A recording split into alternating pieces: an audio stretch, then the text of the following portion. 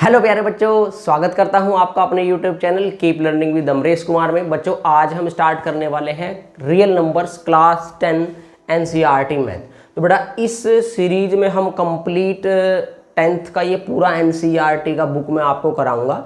तो इस सीरीज में हमारे पास जो पहला वीडियो है वो है रियल नंबर्स। तो जो भी आपके नियर डियर्स 10th में हैं स्टूडेंट्स, उन सभी को प्लीज़ आप ये शेयर कर दीजिएगा ताकि सभी बच्चों को इसका बेनिफिट मिल सके। बहुत डिमांडिंग था ये कि आप 10th स्टार्ट करें, तो मैं इसीलिए 10th स्टार्ट कर रहा हूँ। बेटा without waiting much more time start करते हैं अपना टॉपिक रियल नंबर्स। तो बेटा आप लोग लोअर क्लास में सब पढ़ के आए होंगे कि रियल नंबर क्या होता है। तो मेन आज हम इसमें डिस्कस करेंगे रियल नंबर के अंडर कि यूक्लिड्स डिवीजन लेमा क्या होता है। Euclid's division lemma, Euclid's division lemma के बारे में बात करेंगे।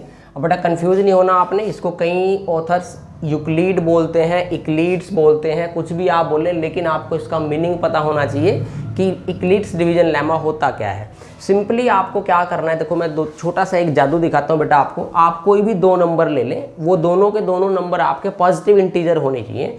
तो मैंने सपोज करो एक नंबर लिया बेटा 7, ठीक है, और एक नंबर ले लिया मैंने 2, ठीक है बेटा।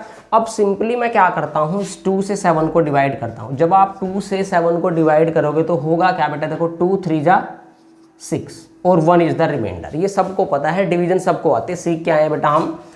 2 3 जा 6 1 रिमाइंडर। तो इसका मतलब क्या है, देखो मैं इस 7 को कैसे लिख सकता हूँ। देखो जो ये 7 है इसको हम बोलते हैं डिविडेंड। 2 हमारा क्या होता है बेटा यहाँ पे डिवाइजर या डिवीजर, जो भी आप बोलना चाहते हैं। 3 क्या होता है बेटा क्वोशंट, और 1 क्या है हमारा रिमाइंडर।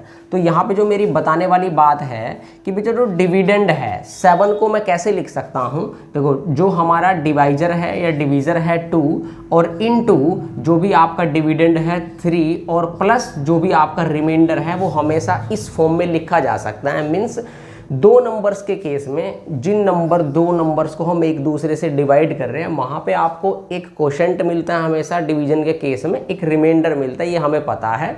उसको हम एक सिस्टमेटिक वे में लिख सकते हैं क्या, कि बेटा dividend 7 is equal to divisor 2 into 3 and plus remainder. ये ऑलवेज होगा बेटा। कोई भी डिवीजन आप बड़ी से बड़ी नंबर्स की ले लें। सपोज करो आपने एक डिवीजन ली, आपने डिवाइड करना है, सपोज करो बेटा 2 से डिवाइड करना आपने 23 को डिवाइड करने जा रहे हैं आप, ठीक है। तो क्या होगा, देखो 2 से जब आप 23 को डिवाइड करेंगे बेटा तो क्या होगा, 2 1 जा 2, ठीक है बेटा। तो हम 3 को यहाँ से उतार लेंगे तो ये क्या होगा, 2 1 जा 2। तो मेरे पास क्या है 3 - 2 1।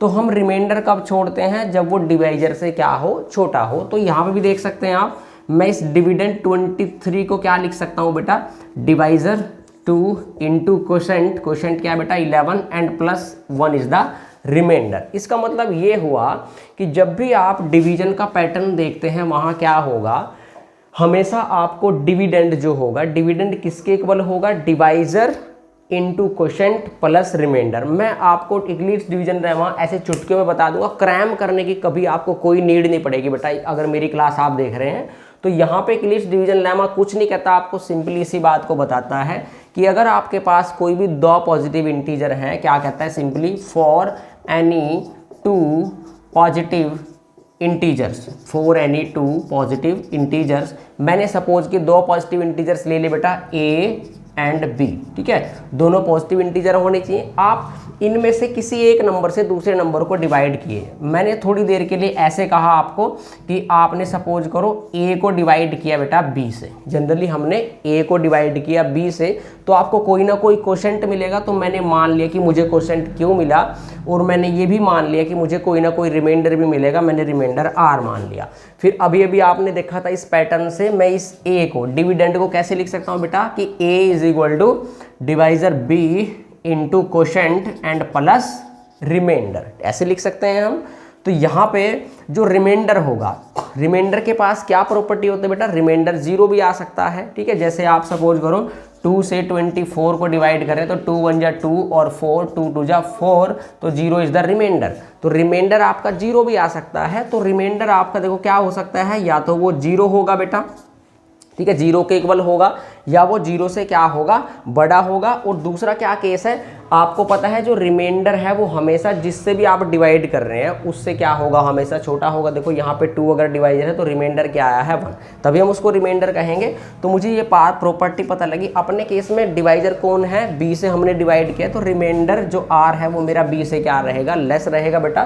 तो यहाँ से क्या हुआ कि बेटा रिमाइंडर है या तो वो 0 होगा या वो 0 से बड़ा होगा या वो हमारा जो भी डिवाइजर है जिससे हम डिवाइड कर रहे हैं उससे हमेशा छोटा होगा। तो यही आपको यूक्लिड्स डिवीजन लेमा कहती है क्या, कि दो इंटीजर्स के लिए, पॉजिटिव इंटीजर्स के लिए आपको कोई ना कोई ऐसे कह सकते हैं, there exist integers q and r and such that. बस ये डिवीजन लेमा होता है आपके पास कि हम इस पैटर्न में उसको लिख सकते हैं। रिमाइंडर के पास ये प्रॉपर्टी होती है, या तो वो 0 होगा, 0 से बड़ा होगा, या वो b से क्या होगा, छोटा होगा। तो बेटा ये डिवीजन लेमा के अगर आपको कोई डाउट है तो आप बेझिझक आके कमेंट कर सकते हैं। मुझे व्हाट्सएप नंबर है मेरा ये वाला, इस पर आप मुझे व्हाट्सएप कर सकते हैं 9255550538। ठीक है बेटा, मैं आपको 24/7 अवेलेबल रहूँगा। जब भी मुझे टाइम मिलेगा मैं आपको एकदम से प्रॉब्लम का जो भी है सोल्यूशन मैं प्रोवाइड करा दूंगा। इसके बाद हम नेक्स्ट वीडियो में इसके कुछ एग्जांपल्स करेंगे कि यूक्लिड्स डिवीजन लेमा का यूज कहाँ पे होता है बेटा। ठीक है।